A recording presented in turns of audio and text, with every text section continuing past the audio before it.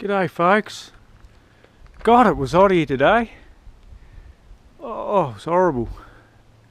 Bit over 30 degrees. Really sticky in the morning. Cloudy. Thought it was going to rain actually, but it sort of cleared off, and yeah, it was a warm one today. But now it's about 7 o'clock, bit after. Oh, it's beautiful. About 16 degrees Celsius.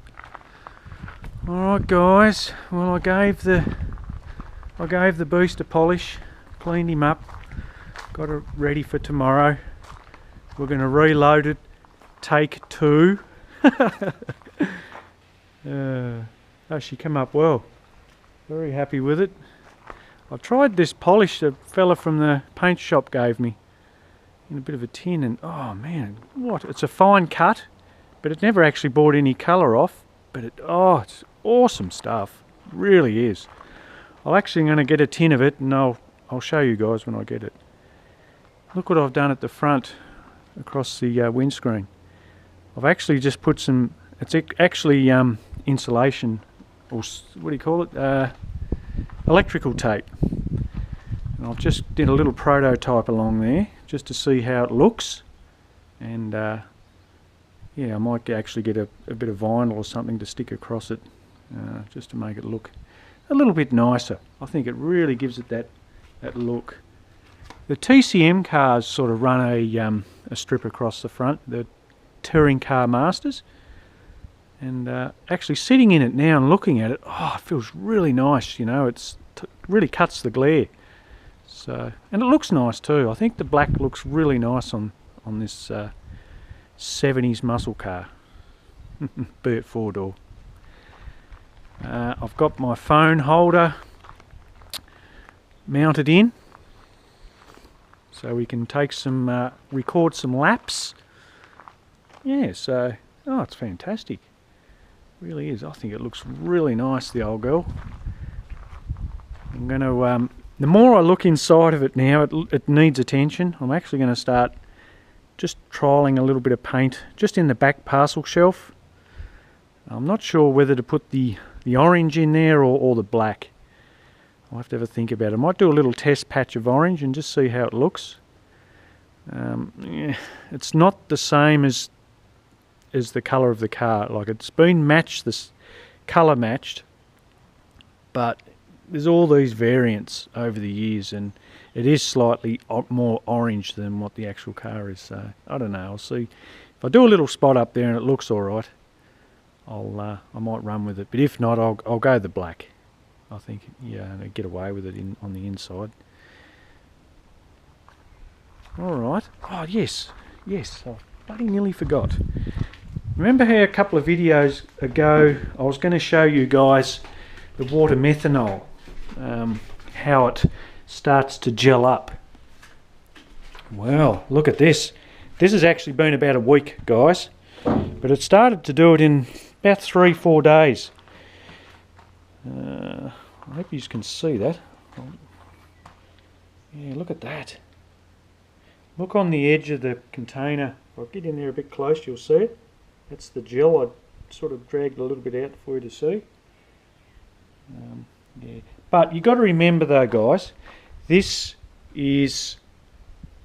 has been exposed, right? But saying that, I'm not too concerned about the water methanol, the little setup I've got for the water meth, because it's only a small tank, and you know, I use it fairly regularly with the lid on it, if you understand what I mean. But if you're running E85, guys, and you leave it for a month, 2 months, you could run into, and I have heard people running into this trouble, starting to gel up in their fuel tanks, carburetors. It's just something to be aware of, guys. I have heard stories, and I've just sort of, and just proved it then. You know, if you do leave it exposed to the atmosphere for a period, you can run into trouble. Yes, can run into trouble. Look at that. If that was all in your car, geez, that'd create an issue. You'd have to clean it all out. It'd be a bloody nuisance. Yes. Oh, what else I've done, guys. I've put on my tie downs. So we've got solid mounting points. I've only done the back. God, that nearly took me all day to do that, you know, guys, just to sort of strengthen it underneath. So it's actually not bolted to the floorboards. It actually goes through in under the steel there in big plates because the boards wouldn't be enough. So we're actually anchored back onto the framework of the trailer. Nice and solid though. I'm really happy with it. I need a set up here, guys. I'm actually going to do it diagonal. So a tie down there over the wheel and a tie down here at the front. But I'll do this next time.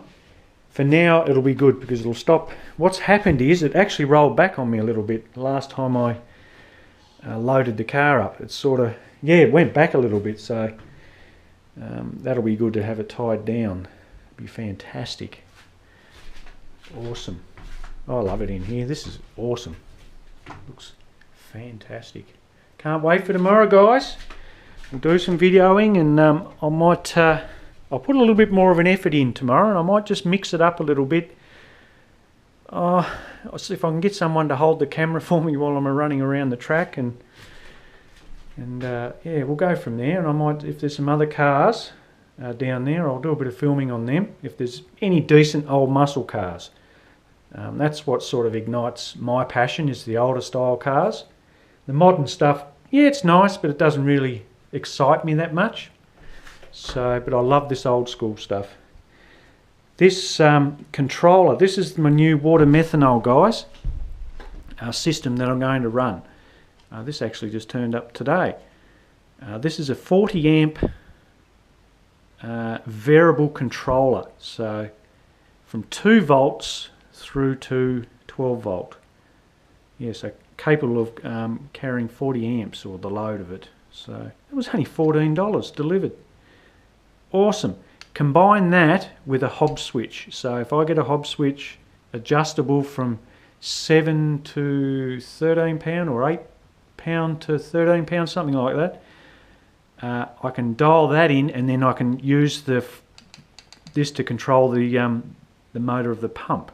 So I can just sort of, I'll mount this in the cab, and I can just sort of dial it up, a little off and on switch, and I can just dial it around to wherever she starts to cough and carry on, and that'll be my controller. That'll be fantastic, because at the end of the day, guys, I don't really trust that box.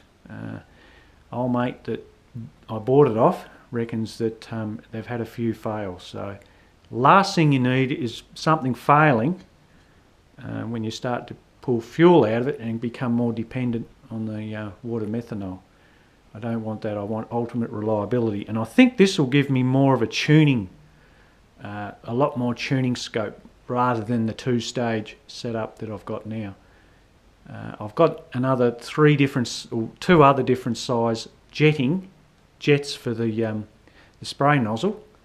So I'm going to have a really good tuning, a lot of a lot of control with this. It'll be great. Oh, another little thing before I go, guys. Check that out. That's my struts that I made up. I've had them a while, but I don't think you've seen them. So, you know, when I'm out at the track tomorrow, I can leave my ramps like that. Mind you, they're only temporary. I'm going to come up with a better solution down the track, but for now, that's all I've got. But yeah, on a windy day, I don't have to worry about the gas struts either dropping down, pushing the back of it down, or even lifting up and wanting to tear them off. These struts are stop that. They stop it from going up and down. A small little dab of weld there. Yeah, it works really well. Works really well. You can hang off that, and I'll bet you when I'm down there, people will come up and they'll want to lean on it too. So that'll be even good. That'll be good. It'll be fantastic. All right, guys. Well, we're set. Just got to drive her in and tie her down. So the next video you'll see, guys, will be down at the track. I'll try and get him up tomorrow night if I can. If not, the next day in the morning. It'll be just a nice little day down there with no pressure. And let's get this water meth working again, and let's get into it on that 14 pound, which I'm really keen to push it a bit now. Alright guys, enough of my babbling. I'll put one up soon. Catch you later.